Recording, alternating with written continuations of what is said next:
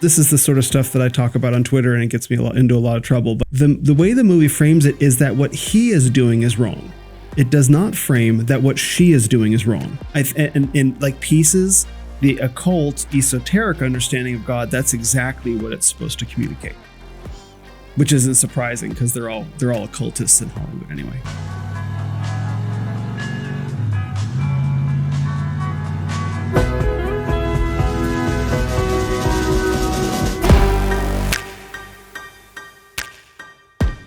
All right, everybody, welcome to the WatchWell podcast, where we exist as a resource to help build up the church's ability to combat the passive consumption of entertainment and pursue a more complete biblical worldview.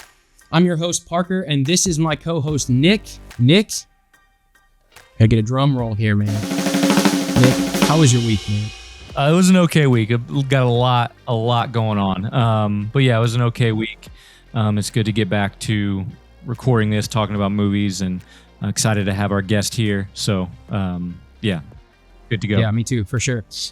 Real quick, our latest episode, for those that haven't seen it, we actually did with Jacob Dixon on Warrior. It's a great podcast. We had a lot of fun with Jacob.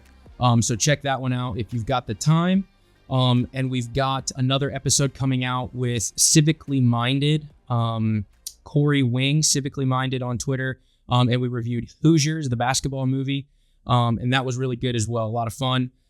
But without further ado, I want to introduce our guest. Yeah, go for it.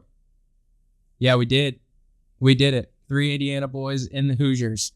But let's introduce our guest and jump right into today's movie. Will Spencer is an entrepreneur, traveler, and storyteller. His path has taken him from Stanford University to the dot-com boom and through 30 countries on 6 continents before coming home to Christ. Today, he hosts the Renaissance of Men podcast, soon to become the Will Spencer podcast, promoting a father-centric Christian counterculture to a world drowning in mystical egalitarian madness. For more information, visit renofmen.com/links, and you can find him on Twitter at renofman. How'd I do, Will? Pretty good. Ren of Men. Men, plural. Ren of Men. Plural. That's right. That's all right. Ren of Men. So how's it going, Will? It's going good. Thanks so much for having me on the show. I've been looking forward to this. Yeah, we're super pumped. And we always start off with the first question. You picked Guardians of the Galaxy Volume 2, and we want to know why. Tell the people why. Because Guardians of the Galaxy 2 is one of the most powerful meditations on fatherhood and fatherlessness that I think you'll ever see. It dresses itself up in a Marvel movie, in science fiction, in lots of humor, lots of really well done humor and graphics and action. But the truth is that it's a very moving and very powerful movie about fatherlessness. That's super true. So let's just set the scene. Will, if you don't mind, do you wanna set the main scene, or I can do it, and then we can go right into talking about fatherhood? Yeah, so the Guardians of the Galaxy is a motley crew of people on board a spaceship in the Marvel Cinematic Universe. So like Thanos and Spider-Man and Iron Man and all those guys, they're kind of like the science fiction crew. It's made up of, and Guardians of the Galaxy 2 starts, it's just 4 people. It's Peter Quill, aka Star-Lord. He's a human being from Earth. And then there's Rocket Raccoon, who's some sort of like, cyborg raccoon thing. Maybe there's 5. There's Drax. Drax is like a big burly muscular dude from another planet whose wife and daughter, I think, had been killed in some sort of invasion. And then there's Groot, who's a talking tree, and who basically just all that Groot can say is "I am Groot," and Groot just, when it says "I am Groot," that means 1,000 different things, and who knows how that works. And then there's one more. There's Gamora, who is Thanos, the big villain of the entire Marvel Cinematic Universe. It's his daughter, his prized adopted daughter. I guess a bit of a confession here is that I have never, before he requested to do this movie, I'd never seen any of the Guardians of the Galaxy movies, 1, 2, or 3. So I actually had to, in order to prep for this, I had to watch number 1 and number 2 in order to get ready. And I enjoyed them. They were great. So and spot on with, I think, your assessment about it being a movie about fatherlessness. So I'm excited to get into some of that and how they portray that and the impact of that. So awesome. Yeah, for sure. So the movie opens, this particular movie opens as Ego. And if my memory serves me correct, he's not referred to by his name. He's referred to as a spaceman, right? Mm-hmm. By, I think her Meredith, I believe is her name. And they're love interests, and they're kind of going through the woods and stuff. And then he shows her what seems to be some futuristic flower. And then there's this, emotional romantic scene, and they kiss, and he's leaving. And that kind of sets the tone for, I guess, the rest of the movie, where you have this love interest, and then the man leaves. And then we know, because we've seen the previous movie, that is Peter Quill's mother, and then an unknown father, but we have the face. Yes. What are your opinions on the, importance of that scene? Well, that scene sort of establishes, obviously, like the first movie, you get a real attachment to the character of Peter Quill, right? He's funny, he's charismatic, like he what's the actor, Chris Pratt, he's got a good screen presence. And like the Guardians of the Galaxy, the first one, it's kind of funny. It's intentionally lighthearted and actually like a little goofy. It's like the comedy series, but there's a real endearing quality to the character of Star-Lord, who saves the galaxy by physically holding on to the Infinity Stone, and the Guardians all come to, spoiler alert, the Guardians all come together to defeat the big bad guy by, like, they're a family. We come together in this way. But in that moment, you see his mother had died of a brain tumor, and it's at the end of the first movie, and so she just looks awful. It's a real gut-wrenching scene, and you can feel his grief. He's essentially the son of a single mother, and and the soundtrack to the movie is actually these mixtapes, right, that he makes of his mother's favorite music, or the mixtapes that she made for him, right? And so the music that backs up the Guardians of the Galaxy movies is really important, because it signifies his connection to his mother, particularly her era. So like the 1960s, 70s rock kind of thing. And that's another aspect of these movies that's so compelling, is the soundtracks are amazing, full of all this very distinctive music. So the background emotional tenor of the entire first movie, and also the entire second movie, is his relationship with his mother. That's what the music is communicating. But the only way you see his mother really in the first movie is her dying of a brain tumor. It's quite tragic.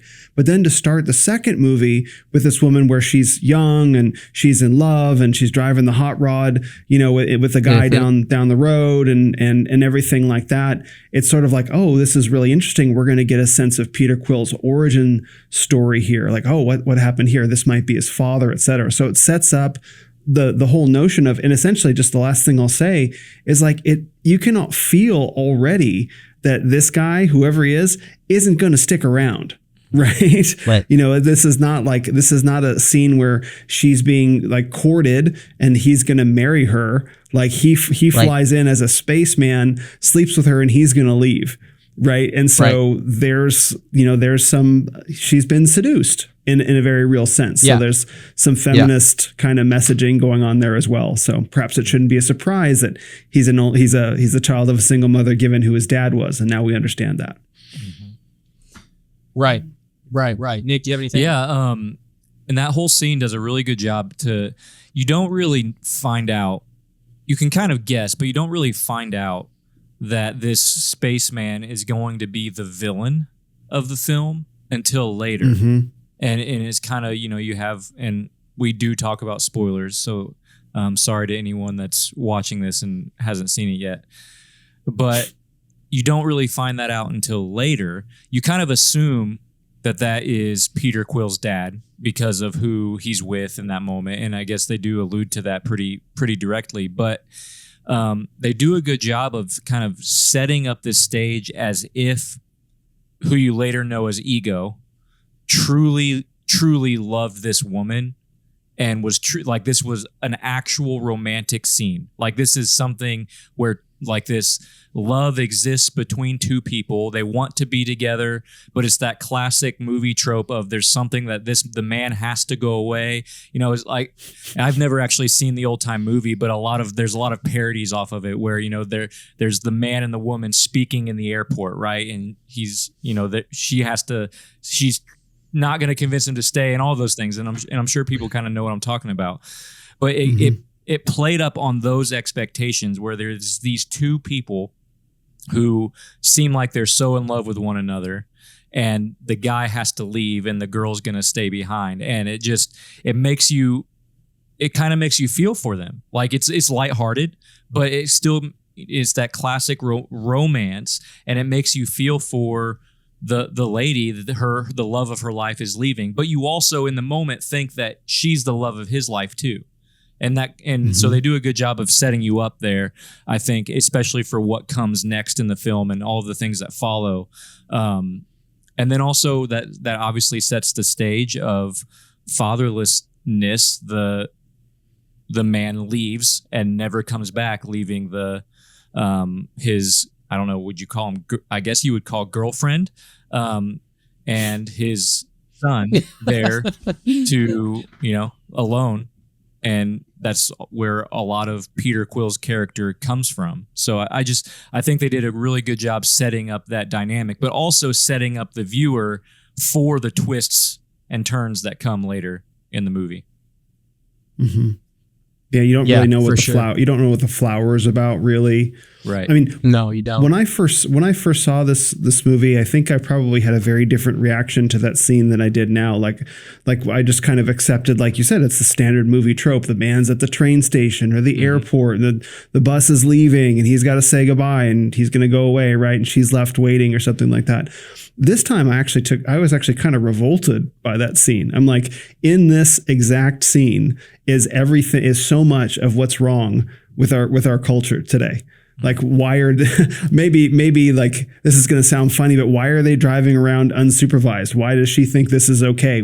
How many generations are we going to have to endure where this is considered to be okay and normal and even encouraged or celebrated, given the wreckage that relationships like that men and women in situations like that produce? It was very hard it's a very short scene. I was like, this is what's been wrong with America for a long time. Yeah. Right. Yeah. And of course you're talking about the frivolous dating, without like an end goal. Yeah. Right. There's just this perpetual, like, we're just in this relationship. And one of the things that you said, Nick, is interesting, like, and I kind of want your thoughts on this too, Will, where it's almost like we've reduced love to just what you would normally define infatuation with, where it's just this feeling. Obsession. There's no actual, or obsession, right? There's no actual, like, work or substance to it, like action or whatever.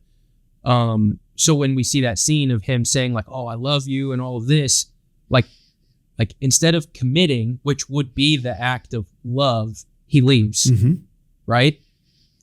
And she's pregnant. He leaves her pregnant. Yeah, and she's pregnant. Like, so I love you, but I'm not going to take care of you. Yeah. Mm-hmm. That's just kind of self-refuting. Which, if you really think about that, she plays into his character completely, right? Like that's the exact idea. Yeah. So in a sense, even though that's the classic movie trope and shows you everything that you could say is wrong with dating, the way the movie plays out, it knows it's wrong. The movie itself knows that is a wrong way to go about love at the beginning, because it reveals it as you go through it throughout the movie. So it tells you, that this is not what love is. And if you just watch the movie, and there's, well, can I push on that? You were gonna, go ahead. So what and this is the sort of stuff that I talk about on Twitter, and it gets me into a lot of trouble. But the way the movie frames it is that what he is doing is wrong. It does not frame that what she is doing is wrong. That's the problem. It's like she's innocent. She's being taken advantage of by this spaceman who's just using her. Like, no, like she's participating consensually. And that's when I say this is what's wrong, is that this is the sexual revolution. And it's framed as, oh, this predatory man is taking advantage of her. It's like, no, that's not what your sexuality is for, to be taken advantage of by, literally a stranger passing through town. Yeah. I love that. I love that observation. So yeah, it's definitely fault on obviously both sides, where women need to take responsibility for their actions as well. And in our society, they're not held accountable. There's no accountability there. And can I add one more thing? Sure. Of course. So one more thing I want to ask, where's her father? That's the question. So you see right there, you got guy coming in, impregnating a girl, flying away, spaceman. Where's her dad in all this? Right. So from the very first scene, she's unsupervised time with a stranger from out of town. Like, does her dad have anything to say about this? We don't know. There's no evidence in the script either way. Mm-hmm. Right. Yep. I love that. So Nick, you mentioned something that I kind of took away too. And if I'm jumping ahead, Will, stop me. And if you have other things you want to say, go for it. But the dichotomy of Yondu and ego. Mm-hmm. So I have this written out just so that people listening can kind of follow. Ego is a powerful and ancient celestial being who reveals himself as the father of Peter Quill, with the ability to manipulate matter and create entire worlds. Ego initially appears as a charming and benevolent figure eager to reconnect with his son. However, it is soon discovered that his true intentions are far more sinister. And then Yondu is a complex and rugged ravager with a blue complexion and a distinct red fin that controls his Yaka arrow, a powerful weapon he can maneuver with whistling. Initially seen as a fearsome and morally ambiguous figure, Yondu is revealed to be a father figure to Peter Quill, having raised him after abducting him from Earth. So that's kind of what one of the main things that I took away. In the Bible it talks about caring for the fatherless and all these different verses that we read about how important it is to step up for those who don't have a father. Mm-hmm. And I wouldn't exactly put Yondu in that category, because he was paid, he abducted Peter, because Ego wanted to pay him, and he was, killing all of his other children for power. And but there is a sense of protection there, because once Yondu found out what Ego was up to, he didn't deliver Peter. Mm-hmm. And there was a sense of guardianship there. And I think that I just thought that was super interesting, where, when you ask someone, who's your dad, it really just comes down to who is doing the act of the father, mm-hmm. not blood, not lip service or whatever it may be. But, Peter throughout the entire movie was asking, I've never seen my father, and him and Gamora got in that argument about well, you told me to go and meet my dad. But really his dad was Yondu the entire time, mm-hmm. because Yondu was the one that was protecting him from Ego. And, he had his ulterior motives as well. But yeah, just if you guys have anything on that's kind of what I took away, one of the big things. I think that's a great insight, because it speaks to another dimension of the father hunger, father famine crisis. We're in the middle of fathers, biological fathers versus stepfathers, right? So mm-hmm. Ego was Peter Quill's biological father, but he wasn't around, right? So mm-hmm. Peter Quill was raised by Yondu as his stepfather. Right now, and what's funny about it is at the very end, Peter Quill recognizes that he had formed this image in his mind of his biological father being David Hasselhoff. Right, he had formed this like, my dad's this hero, just to have that slot be filled. And in the meantime, it just as you said, he's ignoring the hard work of actual fathering that Yondu was doing. Yondu wasn't a great stepfather, like in terms of like, he wasn't loving or supportive or nurturing, but he took him in because he knew that Ego was going to kill him. And here's the funny part. He knows that Ego is going to kill him, so he's like, I'm just going to keep this one, right? Ego at this point doesn't care because he's impregnated creatures on thousands of different worlds. It's not until the end of the events of the first movie when Peter Quill holds the Infinity Stone that Ego's like, oh, that one, I care. Now he cares. Yeah. Exactly. Now my son has something that I want. Absolutely. It's based. Yeah. He wants his kid only insofar as much as his kid can deliver something to him. Yes. Mm-hmm. Which is not love. That's right. That's not a father's love. Yeah. Mm-hmm. So my wife and I were foster parents for several years. And one of the things that I wrote down was that Quill is a foster kid, basically. And you use the language of stepfather, and I would agree with that too. But he's a foster kid. He was abandoned by his father and put into, by not his own choice, right? Put into another home. And there was somebody there in that home who at the very least protected him.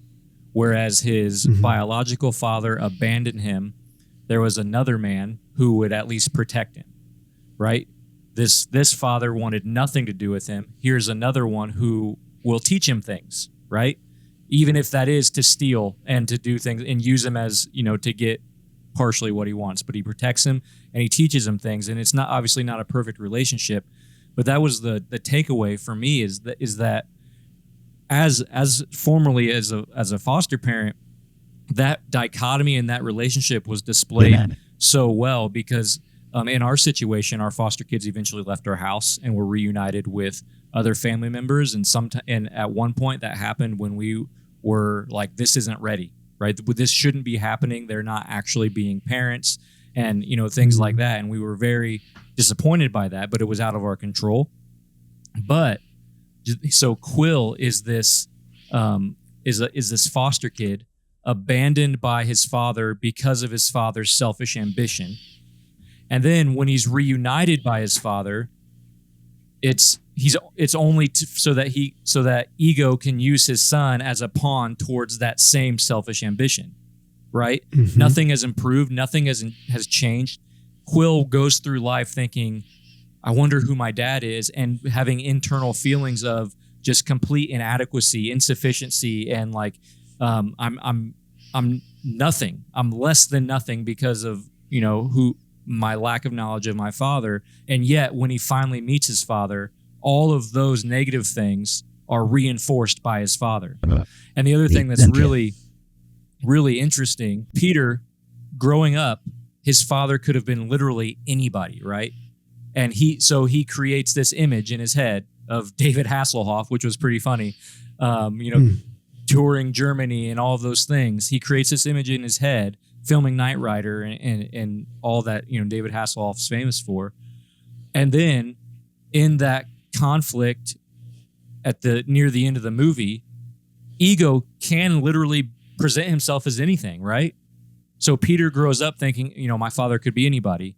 And here, Ego actually does present himself as the image that Peter created for himself of his own father. Like, I think all of that is just showing, like, reinforcing, no, David Hasselhoff isn't even your father. This person who cares nothing for you and just sees you as a pawn is your father. And then that forces Quill to deal with all of that, right? All of those things that he's felt as a kid growing up and all that inadequacy, he has to deal with that because now not even his image is good enough. Like, not even his image can be a positive thing about who his father is. So he has to come to a point where he can deal with that. And finally, he sees, well, here's this person who at least protected me. And maybe he didn't care for me perfectly, but he cared for me in some way. And at the very end, he gave everything. Mm-hmm. Mm-hmm. Like, he died. And that's the ultimate, what would you say? The ultimate love. Ultimate act. Yeah. Ego wanted to kill his own son or use his own son for eternity to conquer the universe.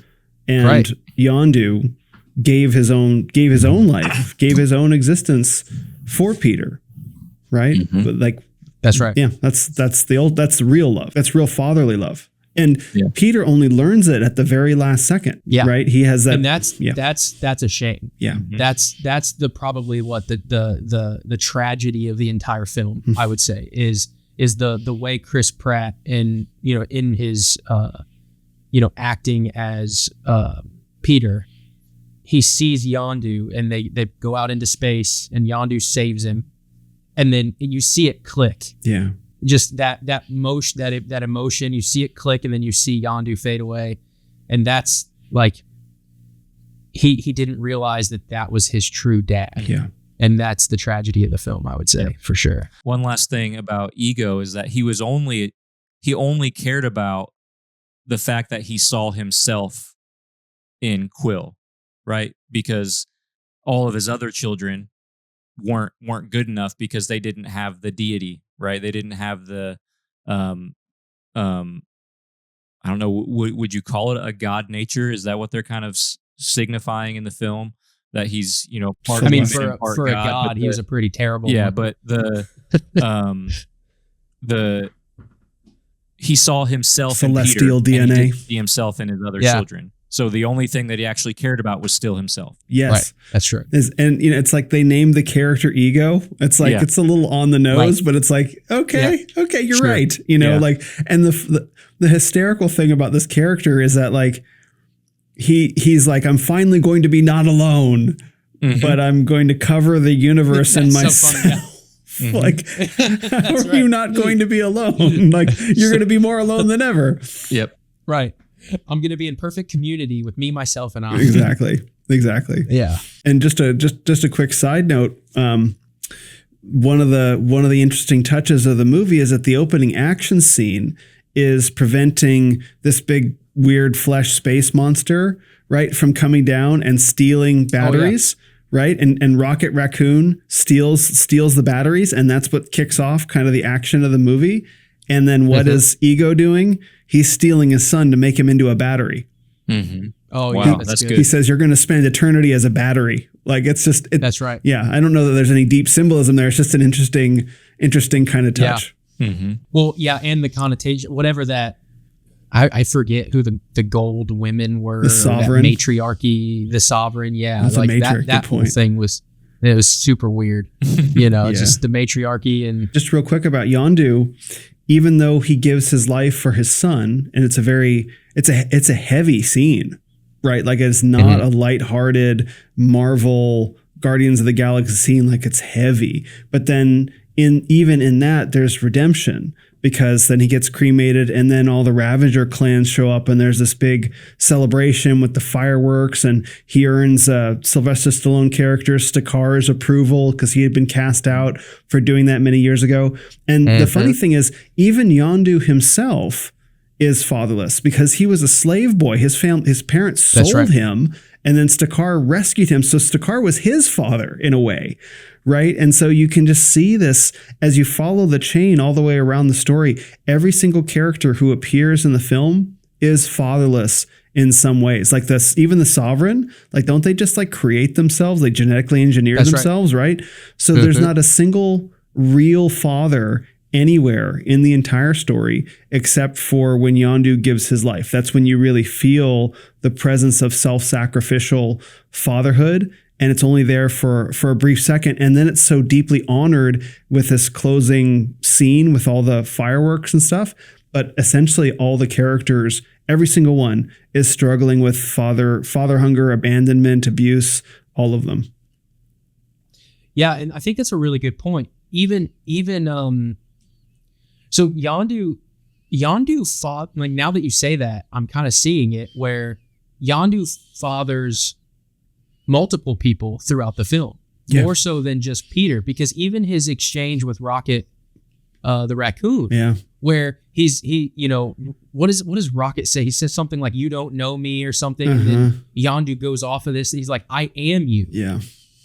And then he kind of wins him. He kind of wins Rocket in that exchange, and even that is an example of, I mean, there are a lot of fathers who would have that exchange with a child, even if it's not their child. If it's more of like a discipleship, relationship, that is the culmination of someone trying to disciple or mentor another younger. Well, I mean, he's not a man; he's a genetically modified raccoon. But you get the idea, right? But yeah, to your point, I think that's so true. Is that where he says something like, and this isn't an exact quote, but I think it's close. It's like, just a little bit of love shows you that big void inside of you. Is that what Yondu says there? Yeah, that's right. Yep. Yeah, that is that is a great scene. And I didn't think of it as Yondu kind of fathering multiple people, but that now that you say that, I think that it could be true. That could definitely be true of that scene. It could be true of some of his crew that he travels with, and I think you could see that dynamic at play there too. Yeah, the loyalty that you see in that one crew member who says when they're in the jail cell, when he says, I didn't mean to start a mutiny. They killed all my friends. Yeah. That relationship, that bond, as a superior captain or whatever he was to that man, he was like, I didn't mean to do that. And then even the patience that they showed with an infant Groot, when they're trying to get Groot to get what is the fin, that red fin that allows him to control the arrow. Yeah, the fin. That's just the fin. And he the patient, and like, you didn't get it. Like, it's this, and it's over and over. My favorite is when he pulled the desk. Yeah. Or the finger, the toe, or whatever it was, the toe. It was so good. Tell me you guys have a refrigerator somewhere with a bunch of severed human toes. You're right. They really exploited the comedic highs and then also the emotional lows in the film. And I think that's why it works so well, because or at least why it can go so far in terms of meaning, because they did such a great job with the ups and downs. But yeah, I totally agree now that you say that, Will, with just the fathering wherever you're at kind of concept. Yeah. And speaking of Groot, the one real moment of fatherly tenderness, I think, is at the very end, where Groot is on like Drax's shoulder, and Drax kind of like pets him as he falls asleep. Like, that was a real moment of like fatherly tenderness. And then there's the disciple where you are, the scene where like, yeah, not that I don't know you, I am you. I know who you are, boy, because you're me. Right? That scene is really powerful. Their inner realities, because Rocket Raccoon doesn't have parents. He's just a genetically engineered project, essentially. And then Yondu giving his life. Like, there are brief flashes, and then the thing that really wins Peter over to ego is they're playing catch. Like, what man doesn't look at that scene and get a little catch in his throat to see that? Yeah. Right. It's just something so primitive, because Peter never played catch with Yondu. Like, and here's the other thing. This is funny. Yondu has always said, why'd you keep him? Because he's skinny and good for thieving. Right. Like, you're useful to me is why I kept you around. Right. And maybe that was a lie that Yondu had to tell himself. That's probably what it is. And so in this moment. Oh, that's a good point. Yeah. Right. So in this moment, Peter's playing catch with ego. It's like, oh, it's actually about me. It's my father loving me and showing me who I am and making this energy ball and throwing it. Right. Of course, it's a step on the road to winning him over to his project. But that's the moment where Peter actually felt like seen. Like, oh, this is someone it's something so primal within us, playing catch. Like, there's something special about that. Yeah, because you're right. From the perspective of Peter, both. Yeah, you're right. Because it would be, because even before we heard Yondu say the good for thieving line, Peter said it in the jail cell. So that kind of becomes his identity for the, if we're talking about the father hunger and the lack of a father, you have to, I'm sure that you create, and this even goes back to what Nick was saying, where you create your own identity because you don't have a father that gives it to you. So that concept of fathering where you are, you even see a kind of a humorous, in his own way doing it, Drax at the end when he tells, I can't remember is that no, that's not Nebula. Who is the girl with the antenna? What is her name? Mantis. It's Mantis. That's right. Okay. Yep. He says, the whole movie, he's talked about how repulsive she is. I am hideous? You are horrifying to look at, yes. Right? And then he says, and you're beautiful or something like that. And then there's a pause and he says, on the inside. Right? So like even in his own way, right, he's reassuring and comforting and doing things that a father would do.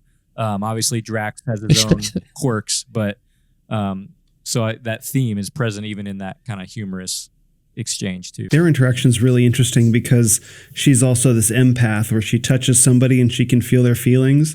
And so Drax is like, his whole character is basically just a super bonehead. You know what I mean? Like in really creative ways. But his backstory is his wife and child were killed in an invasion, something like that.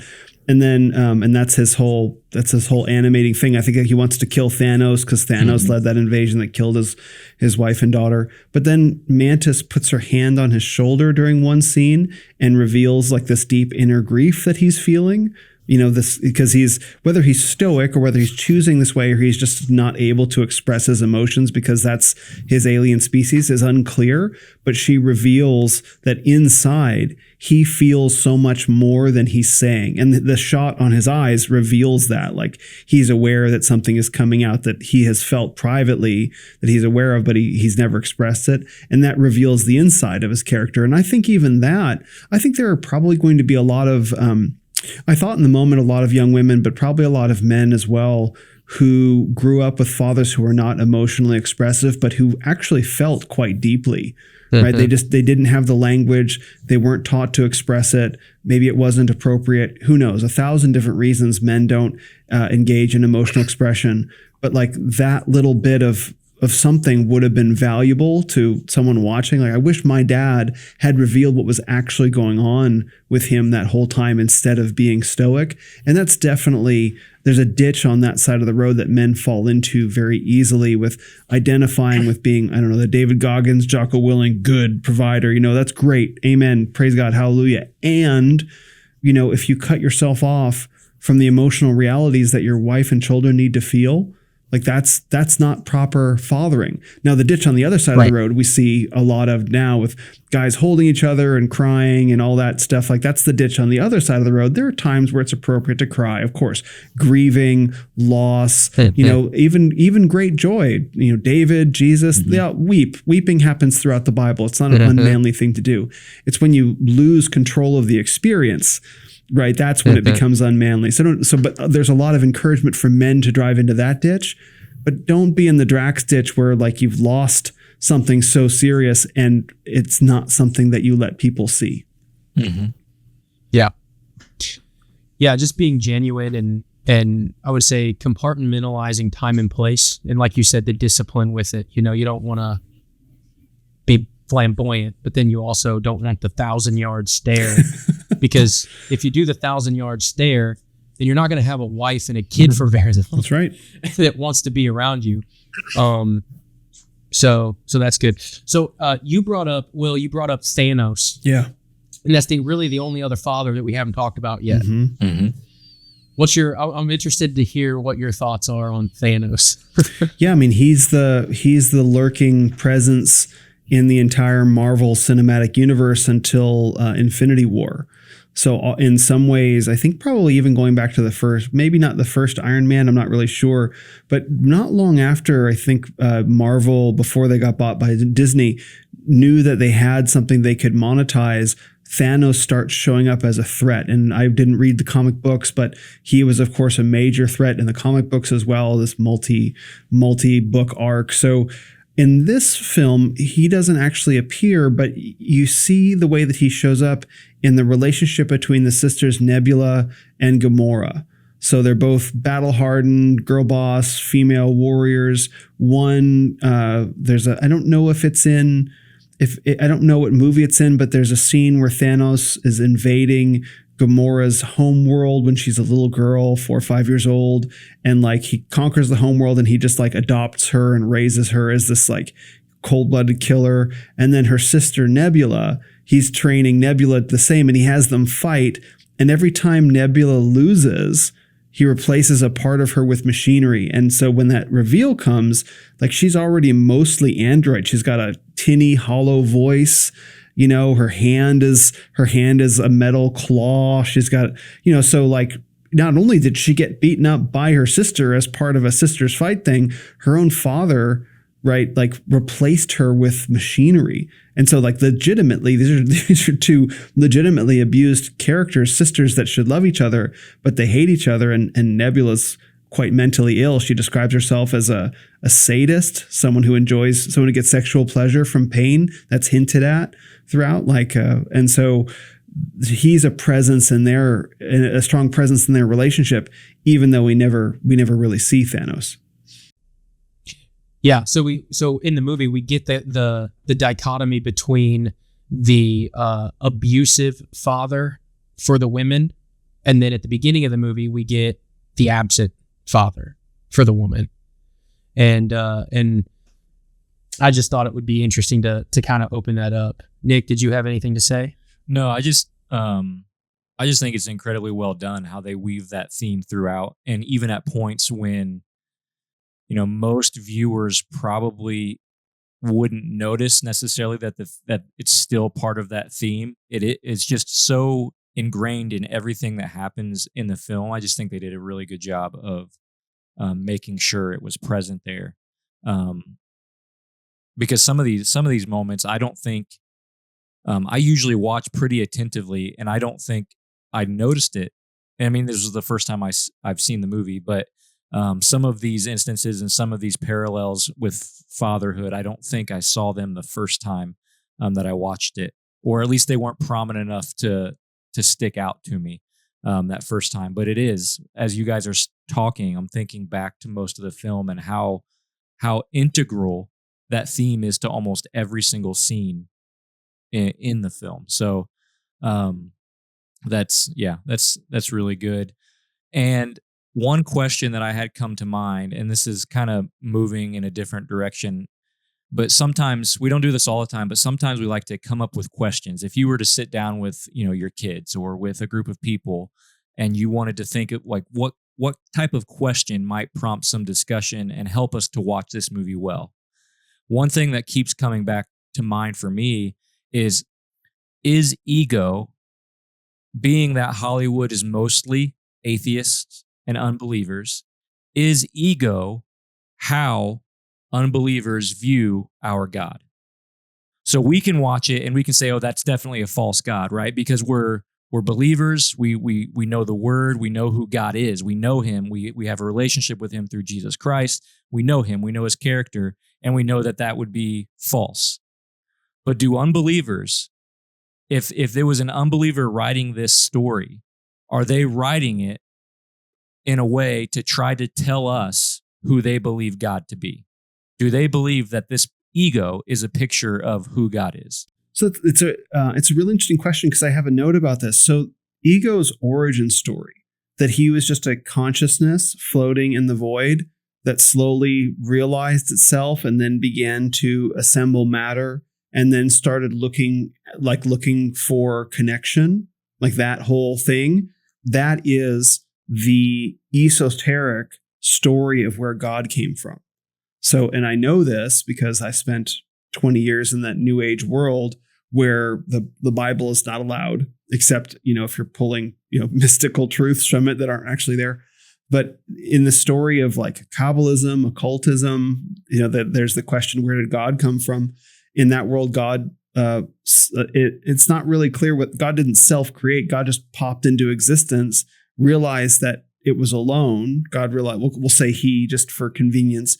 But in the mystical, esoteric, like God doesn't have a gender, so we don't have so it isn't exactly right. So we'll say he, without saying that God is masculine in that frame. It's just easier as a figure of speech. So hear it that way. He realized he was alone and essentially created the universe to not be alone, right? And that's the whole Buddhist, Hindu, like this unitary consciousness, like God created otherness to not be alone.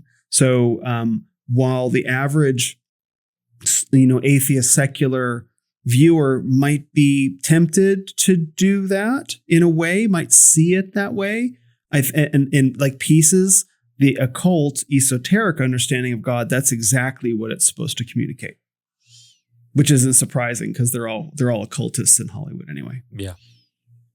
So then I guess the follow-up question is whether that's more in the occult world, and I'm sure the way you would communicate to people of various positions and various belief systems can be different and probably should be different. But so how would you then, as a believer, help them to understand that this is not what God is like, that this is not.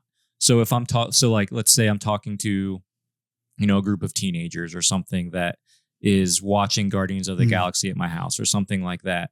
And this movie is, talks about deity. It talks about being a God and all of those things. And we can see that this is probably what an unbeliever sees God to be.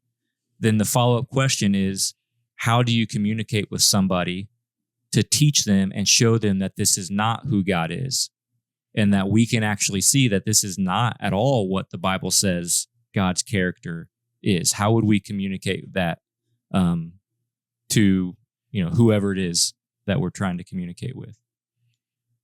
Within the language of the movie. Yeah. I would say that there is no single character that models God individually, and in the framework of the movie, you can't really bring in scripture into the movie. I mean, you could, but when talking with people who are outside the faith, I try to speak to them in their own language, at least to warm them up to the truths of scripture. Like they will have different presuppositions. I would say I would probably approach it by saying the actual character of the God that we know is fractured, is shattered throughout a bunch of different kind of characters. So you can see it in Yondu. You can actually see it in the beginning of Ego before he goes bad. You can see it in Drax, right? So you can see all these different pieces of God the Father, including the self-sacrificial aspect in different characters. And by assembling those pieces, like, hey, you remember that character, that scene that you really liked where they showed you something good and true about themselves? That's the creator of the universe, and that's how he feels towards you. I think that's probably how I would go about it. Yeah, I don't know if I would have thought to use the language of the movie itself. I don't know why I've never really thought of that, because I go straight to your stereotypical presuppositional like apologetics where maybe I would use a like a stepping off point, whether it would be like the big thing that came to me was, you have this God, and the joke is I think Kurt Russell made a joke where he said something along the lines of little g. Right. And the line that came after that was like, oh, humility. So he's being presented as this humble, all powerful thing, but then he also had to learn things. And that was a theme throughout the movie, is like, oh, millions and millions of years, Peter, you'll be able to do what I do. You just have to learn. So there's this sense of a God that must learn. And to me, and obviously I would, defer to scripture on this, but if you have a God that must learn, he ceases to be God. Mm-hmm. It's like a self-refuting statement. Mm-hmm. So like that's kind of the way I would take that. Is that an example of what you're saying, Will, where I'm using something there, or is there something specific to the actual language of the movie? I guess I'm asking to maybe extrapolate that on a little bit more to be more specific in how you would unpack that. Yeah. So if I'm watching the movie with someone with a kid who isn't a believer, right, and they're really enjoying the movie, right, and I want to teach them about God.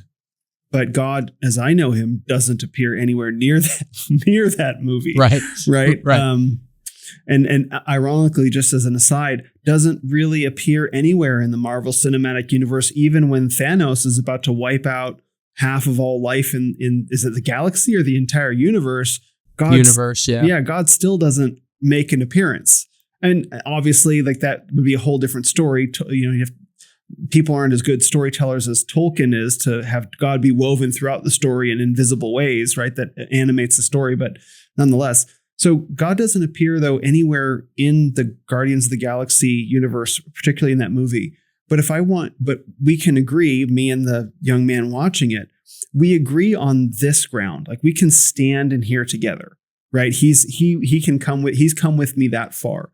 So what can I point to within the ground that we agree on that will help show him in a language that he understands, rather than a language that he might not understand or be maybe predisposed to reject? It's winning him over on his terms, even though you're not going to win him all the way because that picture doesn't appear.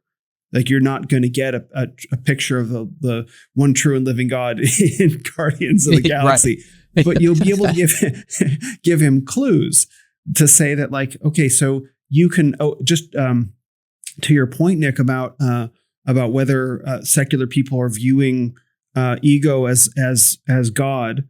I made a note here that in the scene where the Guardians are arriving at Ego's planet, the song "My Sweet Lord" by George Harrison is playing, right? And so George Harrison was not talking about the Christian God, although he does say the chorus is Hallelujah, Hare Krishna. So Hallelujah is a biblical word, Hare Krishna is not. So there's some attempt to conflate there in the 1960s, which I think was really intentional. But it kind of that choice of that song, the music is very specifically chosen. Right. It is. Particularly the last song, Father and Son by Cat Stevens, we can talk about that later. So I think that there is some attempt to try and say, like, there's some relationship to capital G God, but it's a distorted picture. So, but what can I pull out that might actually be kind of true? Right? Like, what's kind of true is, Yondu gives his life for his son and attains cosmic honor. Right? That's what's happening for doing that. Of course, Yondu would then have to come back, but that doesn't. That's another story. Yeah. So, to work within the language of the film is how I would start. I wouldn't end there, but that's how I would start. Right. Absolutely. That makes sense. That's really good. And then on the flip side, if I'm watching it with a group of people, whether they're kids or anybody for that matter, that are believers and profess Christ, I would ask them, and I'm trying to train them in some way to be able to communicate the word of God and try to, help them learn to evangelize and to build up an apologetic. I would ask them, is that what God is like? And they would all say, oh, well, no. And then I would ask them, well, then what is he like? Tell me. Right? As a person trying to help coach them through how to communicate, it's an opportunity to say, okay, if that's not what God's like, tell me what he is like, as practice in building that apologetic. Mm-hmm. Yeah. Yeah. I would. So in a word, Father. Right. Yeah. Yeah. Yeah. I mean, the movie illustrates very clearly and is intended to, and is not supposed to be a criticism. The movie is not a critique of fatherlessness. It's absolutely not. In fact, it's a statement. It's just a statement of how things are. This is just how it is. Like, we're family. It's a little bit like that line from Fast and the Furious series, we're family. Like, I haven't seen that series, but I bet if I were to watch it, not a lot of fathers, right? And I might point out also the Ravagers. What are the Ravagers? But like Peter Pan's Lost Boys, right? They act all tough. Oh, that's and gruff, so good. And then they're all like sleeping, and they're like little boys, and like sucking their thumb and holding a stuffed animal and stuff. Like, it's played off as a joke, and it's kind of funny. And like, they're Lost Boys, all of them, and like everyone's bickering with each other, right? Because there's no one kind of in charge. There's no one driving the bus, and like, it's portrayed as this is who we all are now. Like the sympathetic audience, like, we're fatherless. We have chosen families. And when I lived in San Francisco, lived in the Bay Area, that's kind of how everyone thought of themselves. Like, we're all chosen family. We're all misfits. Peter Pan syndrome in San Francisco in particular is a known thing, where you have a lot of young men who just, and women too, who just like, well, we'll just kind of get married, but not really have kids and never really grow up and just enjoy the income and hang out. Like, you see this, that's a very real thing. And so the movie is essentially saying you have a whole bunch of fatherless characters who have been, again, abandoned or abused, right? and they find family and unity together. And this is who we are. And this is how it is. Oh, your father was a jerk. So let me tell you about my father. He was a super jerk. And so they just find community like that. And so it's not a criticism of it at all. It's which makes it even more powerful. That's really good, man. Do you have any final words, any final thoughts, anything you would want to say to those that are listening that may have a father hunger? I think I have my notes right here. I think I would say a couple different things. There are some lines in the movie and some moments that truly hook Peter Quill, that really get him. And it starts very early. I have two here. I can probably find more if I go look for them. But in the first one, it's when Peter is meeting with the Sovereign in the opening scene, where he's confronting the Queen, right? And the Queen says, what's your background, and who was your father, or something like that. Like, he wasn't from Earth. That's all I know. He tries to make a joke of it. And then she says, you are the product of a coupling that's particularly reckless. She says it in this way. She essentially just called him a bastard, right? That's how that's supposed to land. And you feel the impact of that scene.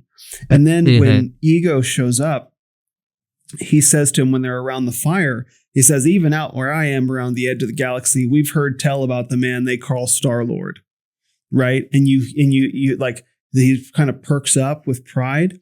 And so those are just a couple of lines that indicate how sensitive this is. And Peter allows those lines to manipulate him. That's what happens. The playing ball scene is another one. And so he has this open wound in his heart, this unknowing of who he is, who his father is, where he comes from, right? He lost his mother tragically, and he's very connected to her through music. Again, that's a big part of his character and the distinctiveness of the series.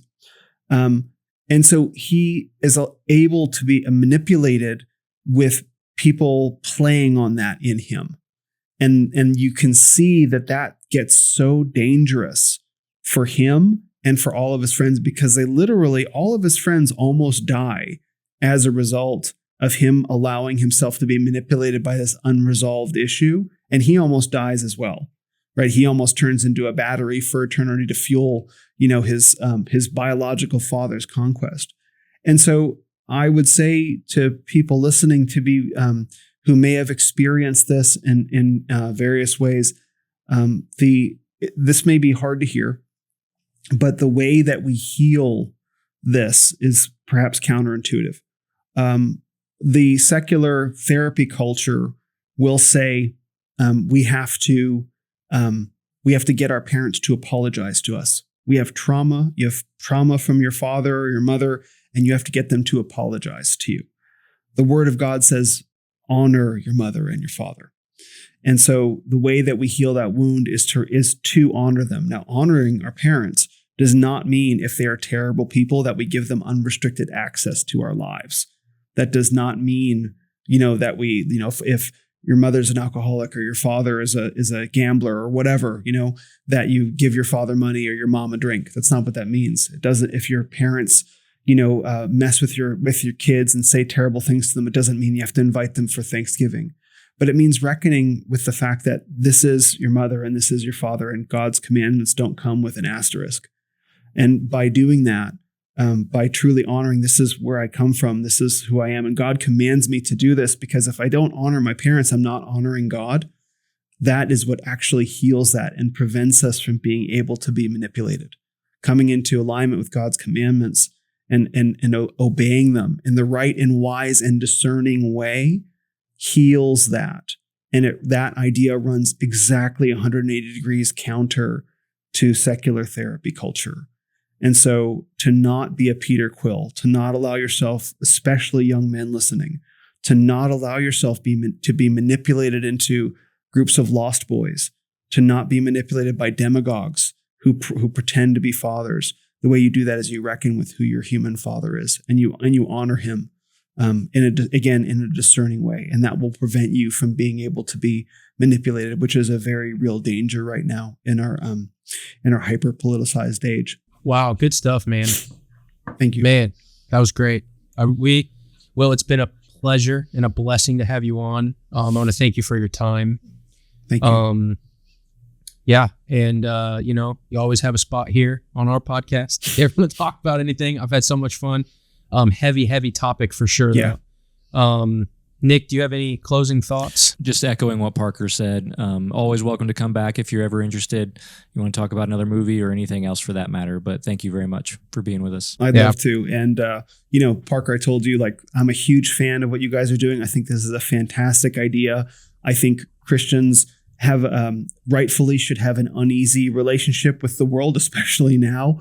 But to be able to create a space to be discerning and thoughtful and take these movies apart, right, prevents us from I don't know how I felt about that and just walk away feeling icky. No, let's actually talk about what was wrong and then talk about what was right. This is a great idea, and I'm stoked that you guys are doing it, and I'm honored to be a part of it. And I just wish you nothing but success. And I got plenty more of these, maybe less heavy too, but I'm a big fan of the project, and I really offer my blessings to WatchWell. I hope you guys are crazy successful with it.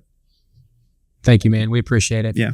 All right, guys, that's going to be it for today. Again, you can find Will Spencer at renofmen.com. Men. renofmen.com/link. So then you can find him on Ren of Men at Ren of Men on Twitter, right? Or X, yes, whatever we're calling it these days. Exactly. All right, guys, we'll see you next time. Thanks. Hey, guys, it's Parker from the WatchWell podcast. If you like this video, we want to go ahead and have you subscribe right here on this button. If you want to watch the full podcast episode, go ahead and click right here. And if you want to watch another WatchWell clip, go ahead and click right here. And remember, if you're going to watch well. We'll see you in the next one.